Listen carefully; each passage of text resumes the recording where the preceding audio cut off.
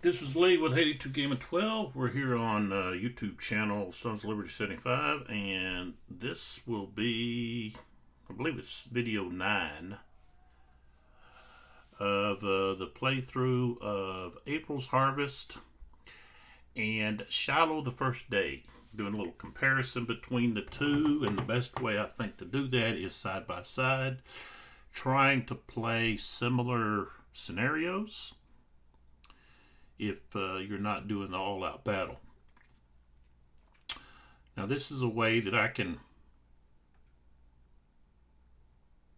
go through multiple games in a shorter time frame. Plus it's just a fun way to play games that you have that cover the same topic, the same battle, so forth. So that's what I'm doing. I'm going to do that with several games that I have. Some games I can't, of course, do that because I don't have multiple games on a specific topic, so forth. But a lot of these Civil War games, of course, you can find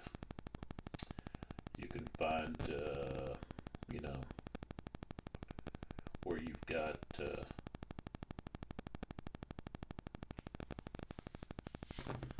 scenarios that are in both or several games that you have and so forth. So just real quick here. So we've got April's Harvest, Volume 9 of the Civil War Brigade Series. That series was designed by Dean N. Essig. It was produced by the Gamers back in 1995. The game itself, the Volume 9, was designed by Al Wambold. And credits are pretty much going to have Mr. Essig's name to it. Graphics and so forth. So, but all of that information is going to be in the description. Now, with the Shiloh, the First Day, by Revolution Games, it uses the blind sword system, which was designed by Hermann Luttmann. And this is the 11th volume in the American Civil War series. And this one was developed, or I guess researched and designed by Steve Carey.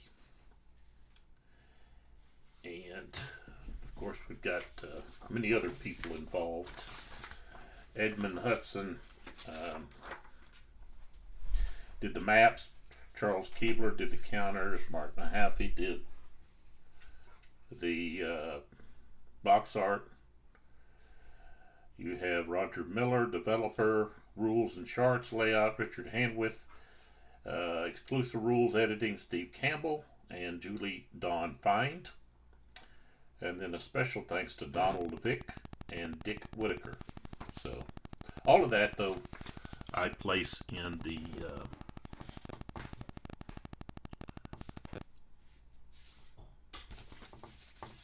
descriptions, so you can check that out.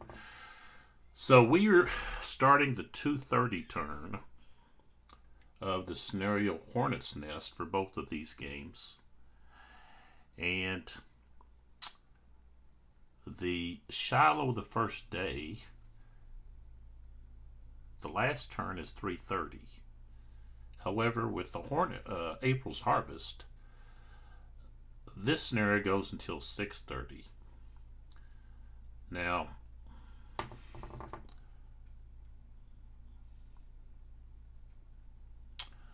I'm probably going to end the April's Harvest also at 3:30, so that we have both ending at the same time. So that's just an adjustment that I'm going to make. All right, so let's get started. I do suggest, if you're looking for a good Shiloh book, concerning the Battle of Shiloh that you think about Winston Groom's Shiloh 1862. Okay, it is an enjoyable read. Um,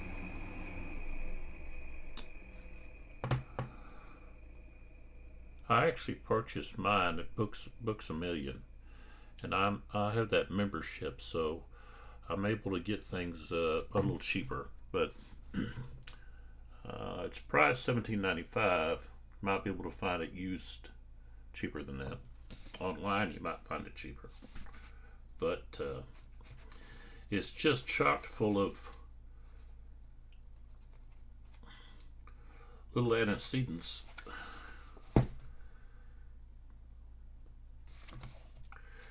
of things going on during the battle.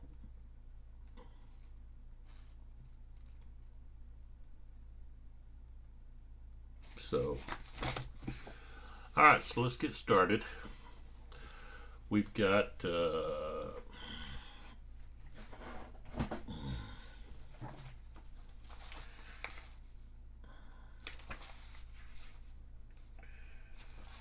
see here. Okay, so it's the Confederates' turn, and what I need to do is I need to remove Beauregard. Okay, from the battle. I'm not rolling on the leader casualty. I'm just removing him. Okay, so I have to shut that off. See if we can get in here and get a. There he is. Of course, on the back side it has a grave marker. It says RIP April 1862 there on it. So he's gone, and then I put Beauregard. I don't know why can you, what is going on with the light here? There we go. All right, and so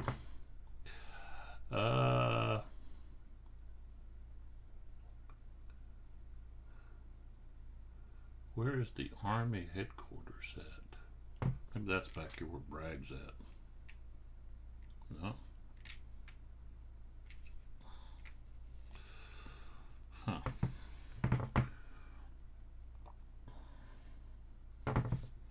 Oh, yeah, right here. Alright, so I'm going to put Beauregard back there. And so he'll have to move up to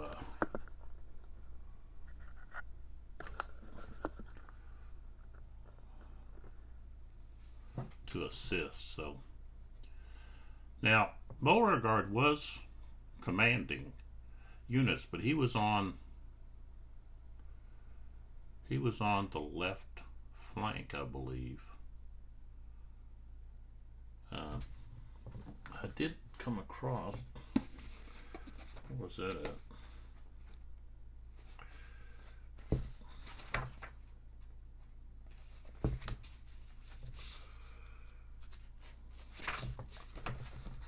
See if I can find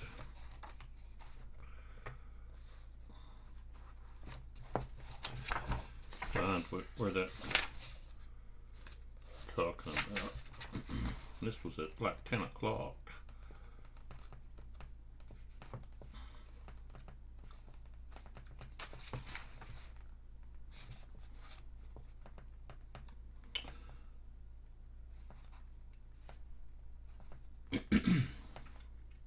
Yeah, also I looked for the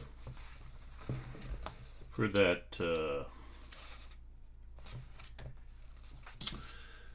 issue about the trees being enforced and underneath trees and so forth. I wasn't able to locate that. I know it's in here. How, you know, they were kind of dreading the fact that they were in the trees, knowing that a tree branch or a tree itself could just easily fall upon them and kill them during combat. So All right, that's looks like that's. Let's see here.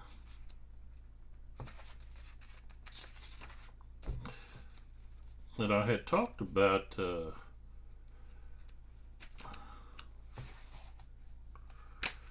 Henry Morgan Stanley. Morton, not Morgan. Morton, I've been calling Morgan. Morton Stanley. He later became famous for finding Dr. Livingston in Africa. But he fought he was just a private on the Confederate side, and he had been shot in the stomach. But the bullet had lost a lot of its power. Well, it also had hit his belt buckle and dented it. And so I guess you could say, well, probably the belt buckle is what really saved him, not just the lack of I guess endurance of the bullet, or that the bullet had played out. All right, so Beauregard is now the commander-in-chief. He's going to have to make his way up toward the fighting that's going on.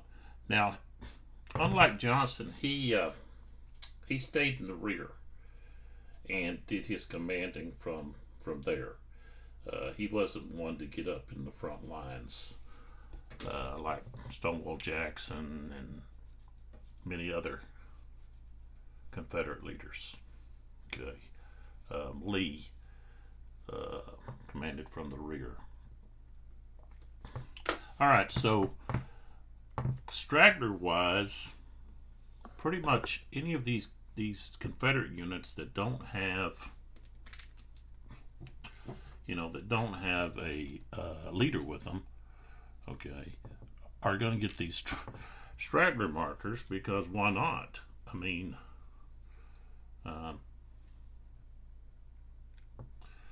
why wouldn't I go ahead and try to get some stragglers back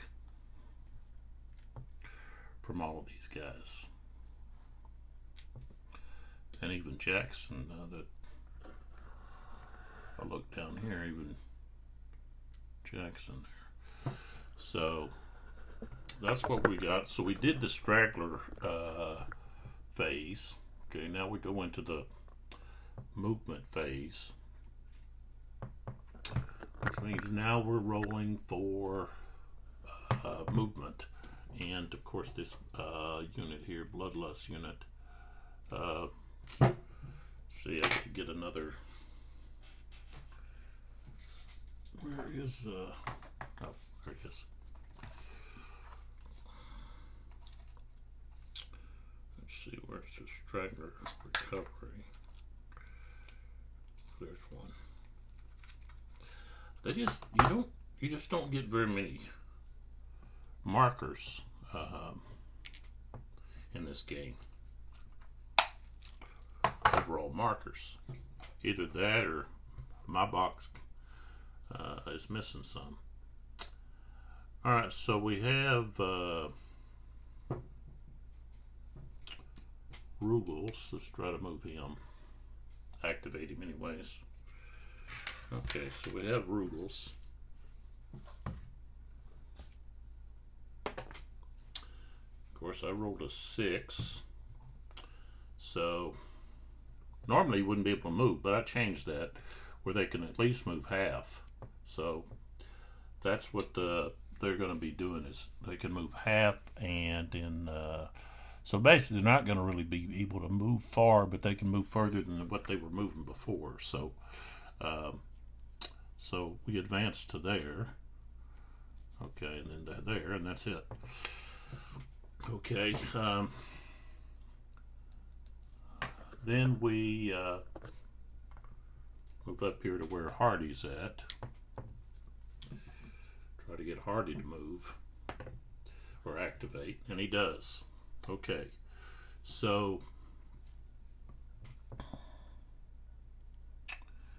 here's the Kentucky regiment, and so they're going to move. Turn here. 1, 2, 3, 4.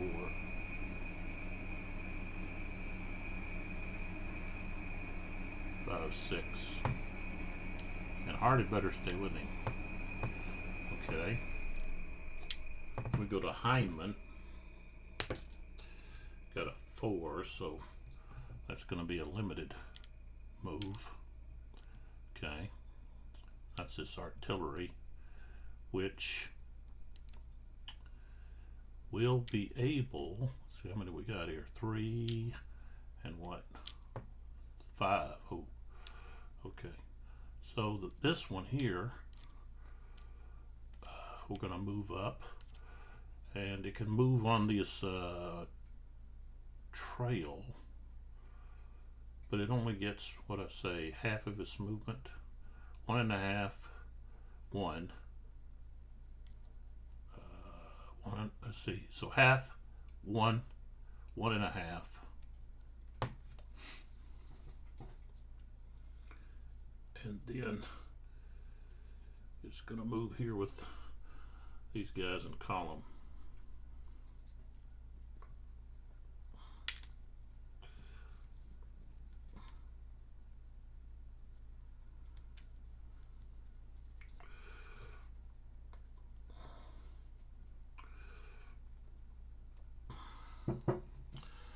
Now,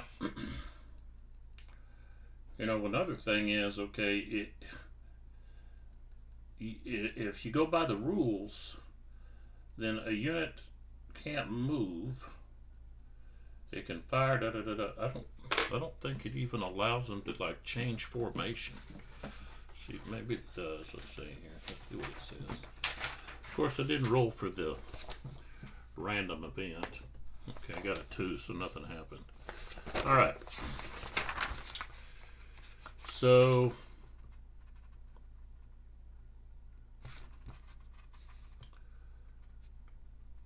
it says all units can fire offensively and defensively and attempt to recover stragglers. Now the other thing is they should be able to change their formation. Okay, because it doesn't take an order for the general of the brigade to say, okay, we're going to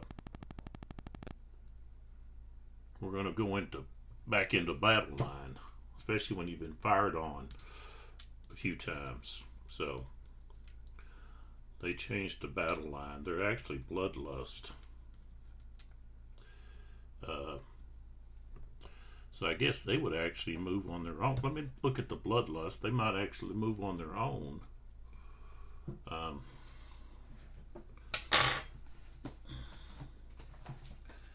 So looking at morale,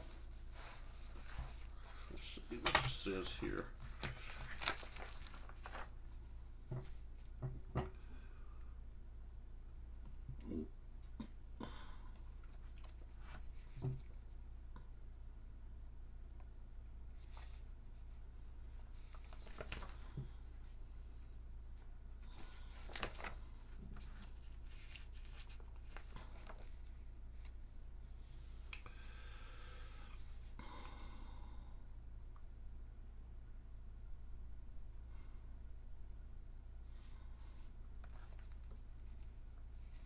See what it says, if it does anything.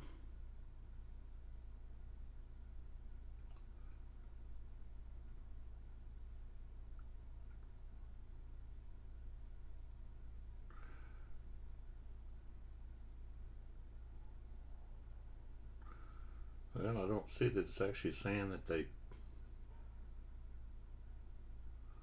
are actually going to do anything. Besides just having a higher level of excitement.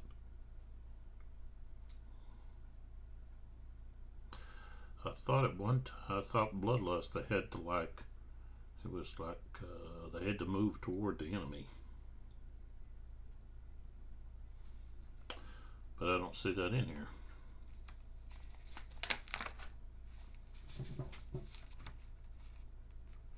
It says they don't make normal morale checks.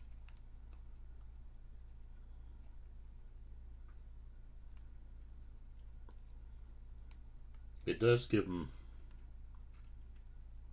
I guess, some benefit, but maybe that's what an excuse to change them to battle line. You know, if you're under fire, you're not going to stay in column. Okay, now we want to try to move or activate Hyndman.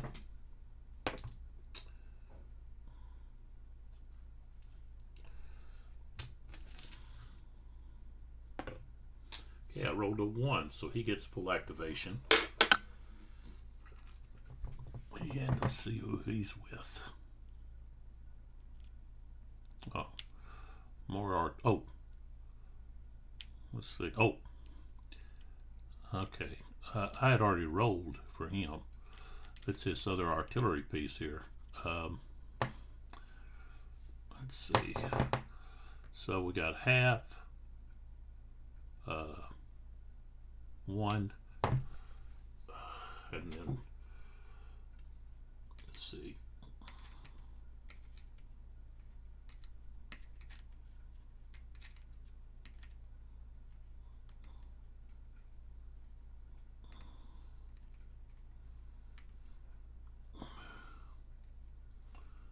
He's going to move into there with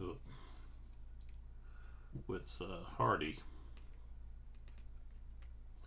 Okay, which now allows Hyndman to either tell you what, he's going to move over here, right there. That's where he's going. Okay, and then so now we move down around the hornet's nest, and actually let's see about poke first. So try to activate poke. You know, you're not going to roll a 1 very often, and you know you've got 2 1s, okay, and then 1 2 3. Let's see, 1 2 3, 1 2 3 4 2s and 2 3s. So you know the chances of you moving anyone is no higher than 50%. Put it that way. All right, so poke has limited, so can only move 3. Okay, which means they can just move like this to there, and of course to there.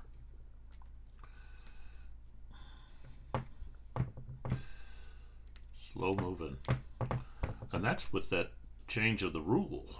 Okay, otherwise it wouldn't move at all. All right, so now we go to Clark. Let's see if Clark can activate. Nope, not normally. Okay, so he just gets the limited activation. And of course this shaken marker is going to come off, but not yet. He's actually in column, so I can actually move him.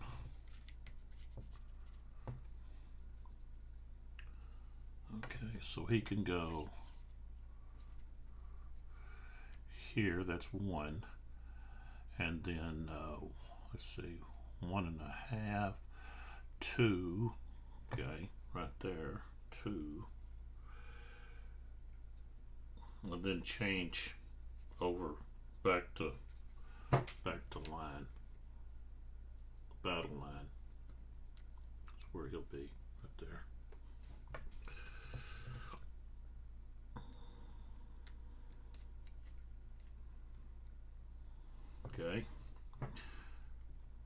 Yeah, these smaller hexes and smaller counters are troublesome for me. Then if we go, we'll just pull back. Okay, and all right, so we've got Beauregard back here, and he's not stacked with anyone. So we kind of got a 4 and a 4. So he's going to stack with, we got back here. Got 2 5s back here. So he's going to come over here, stack with these 2 artillery pieces to hopefully bring them up. Bragg can't do anything. He's kind of useless. Okay. Okay, around the peach orchard. Okay, we've got Cheatham. Limited. Rolled a 5, so limited activation. He's got Bloodlust.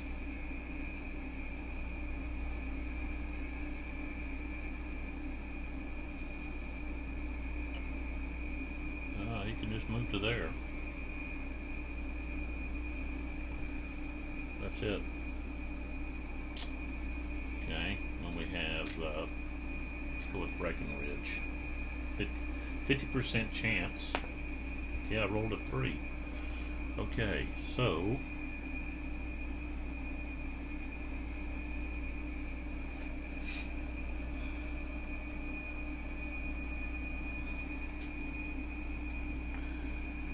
like, okay,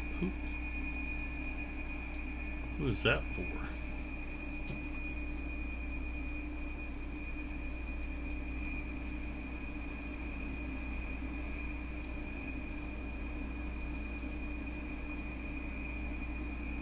Well, I guess it's Gibson's. Did I turn Gibson? Did I extend Gibson? Yeah, he's an AA, so, okay. So, I guess this belonged to Gibson. So, he can activate, so that would be 1, 2. Okay. And we got 3. Okay. And this is here. 3.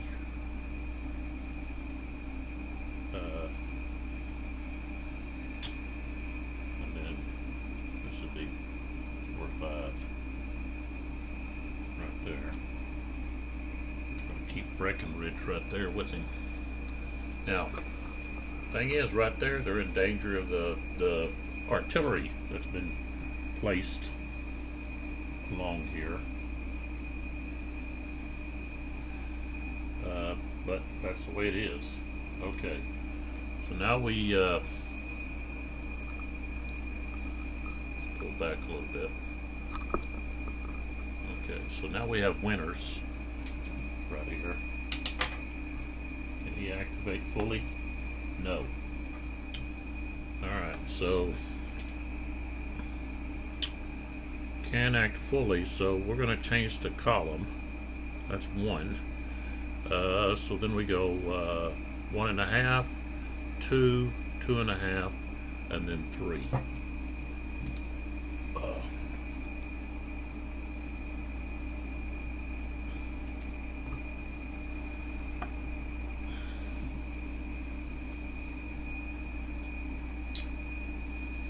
Okay.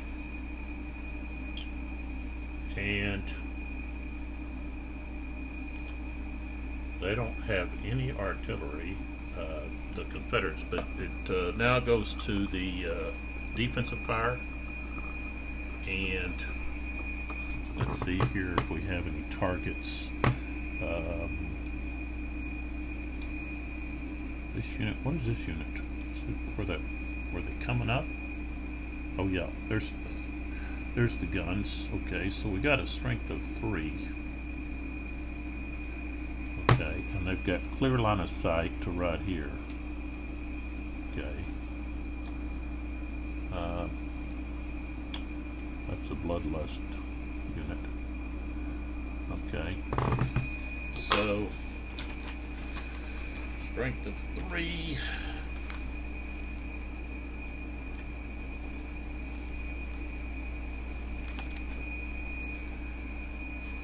Okay. Range is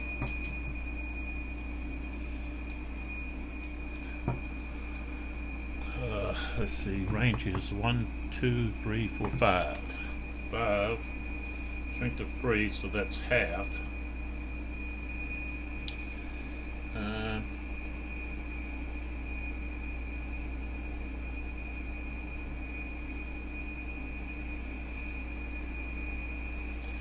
So that's going to be less than 1. Is where we're rolling. Alright, so we got 9. Okay, so that's going to be a morale check. And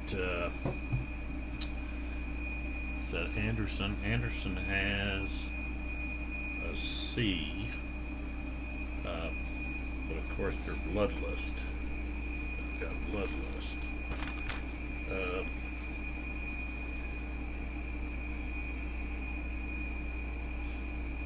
Okay.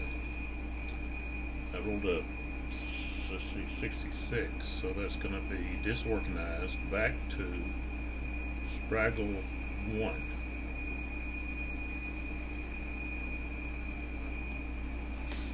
So, and the artillery is going to go with them, and I've got to roll on the gun loss on them.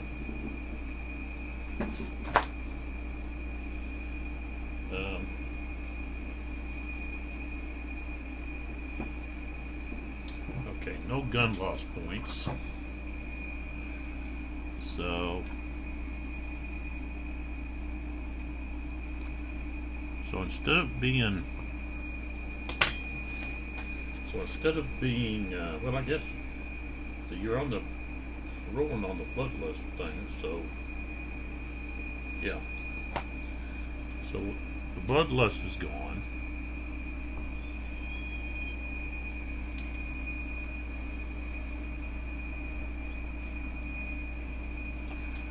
And you've got to go back to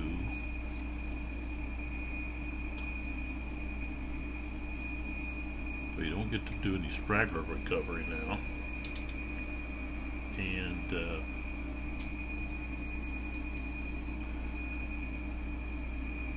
that's where you're at.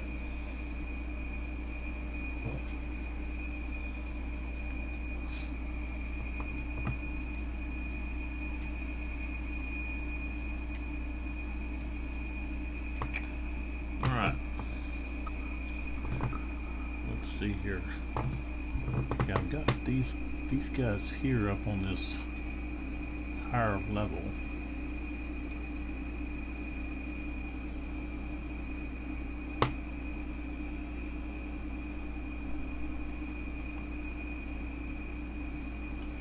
Well, I can fire here.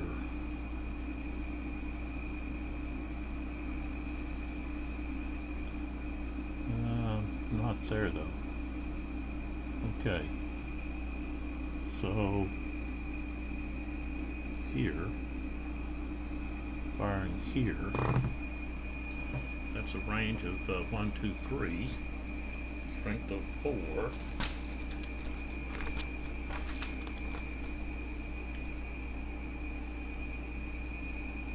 So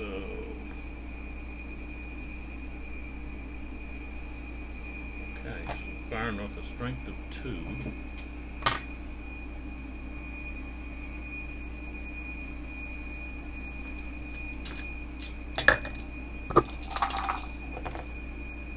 Okay, rolled a 4. That's a morale.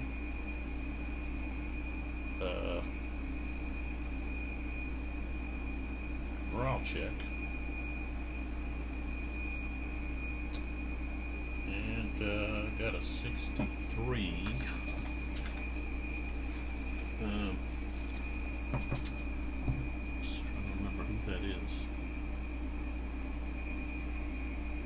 Johnson. Johnson has a V. 63. Disorganized back one. And on the gun loss,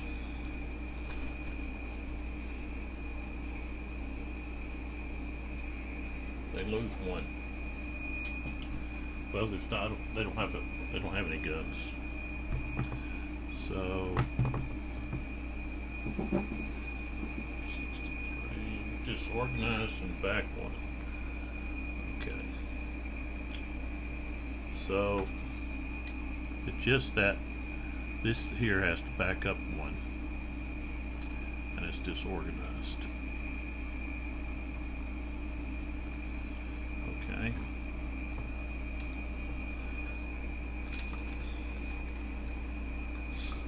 Okay. The Union artillery are doing their job.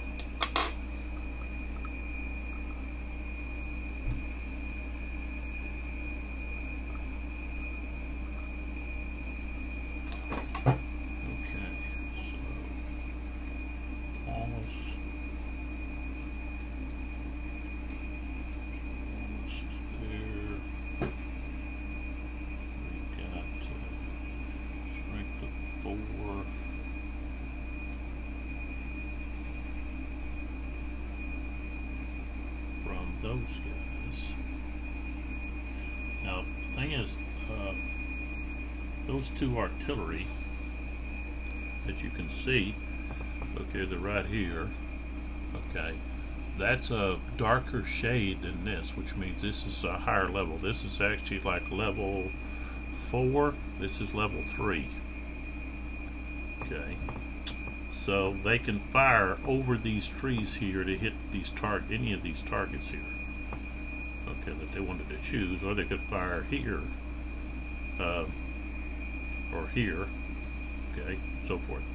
Thing is, these guys are going to take care of some of this, so they're going to fire here at Clark. Is where they're going to fire. So that's a strength of 4 firing here. So that's 1, 2, 3. That's going to be a strength of 2. So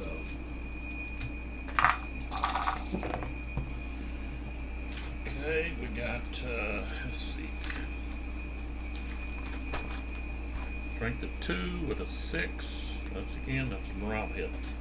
And a 25. I don't think it's going to do anything. That'll be no effect. Okay. Okay, next we've got with Holbert, we got a strength of 3. And they're going to fire, go ahead and just fire at Breckenridge. And I guess this one here, which only has a strength of 1, would join in. So make it a strength of 4.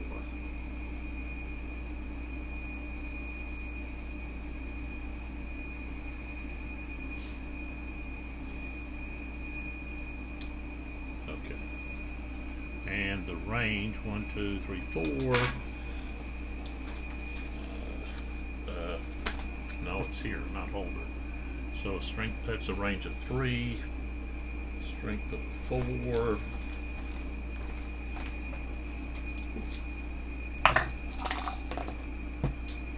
Alright, I rolled this and got a 9. Strength of 4. Okay, 9 is a casualty.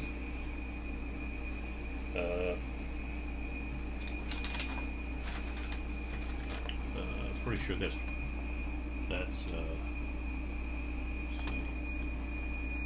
Okay, that's Gibson.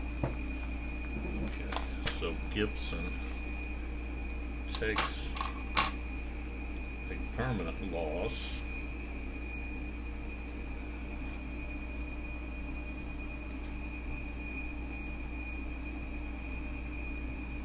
He's a B, so now we look at the stragglers. Okay, no stragglers. And then we look at the morale.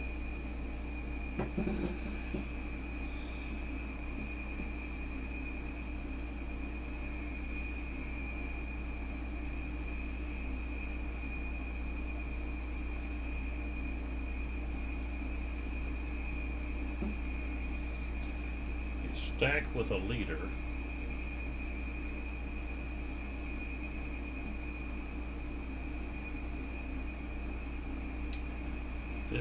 What is it, 52? So he's going to be shaken. Okay. Shaken. And that's it. And then, of course, the Confederates don't have any. They don't have any fire. So now we go to the straggler recovery. Okay, and so we've got these two here, and okay, just these two.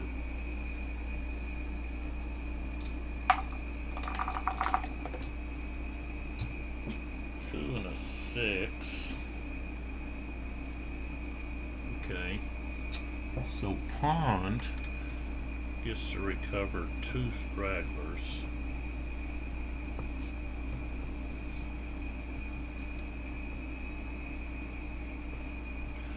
Alright.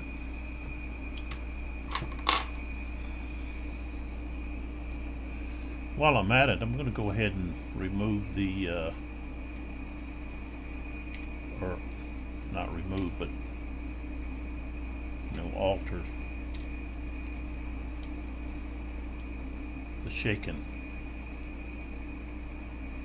aspect there.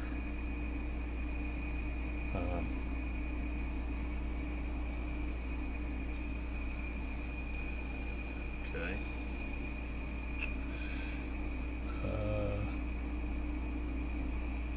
Okay. This goes to shaken now. Okay, and then over here we've got this unit here that's shaken. We can go ahead and remove that, remove this one. I gotta check for Breckenridge, see if he was a casualty.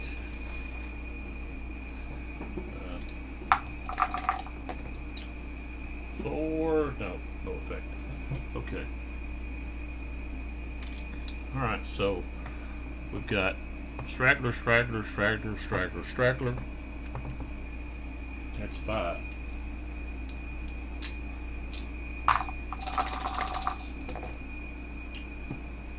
Okay.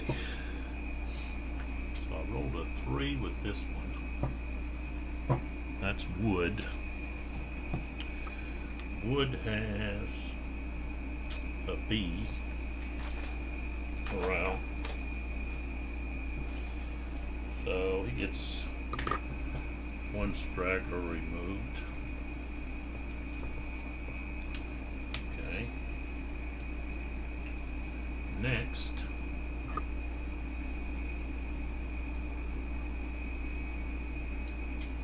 Schaefer. Okay. Is a B. Hold a 5. He gets 1 straggler removed. Okay. Next here, Gladden.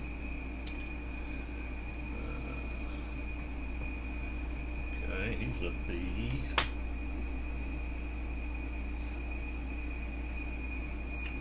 He gets 1 removed.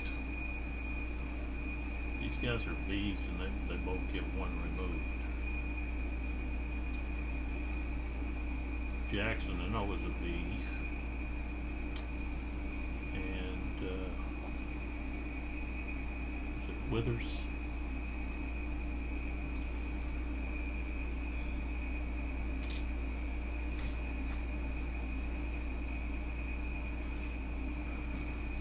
Oh no, that's Chalmers. So he has a C, so Chalmers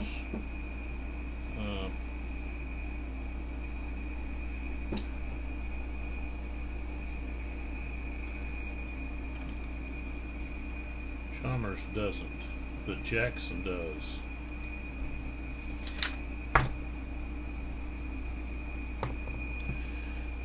Okay, so that's all of the Confederate activation.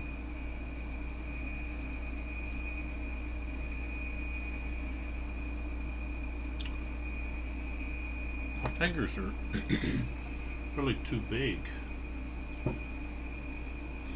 for these little counters.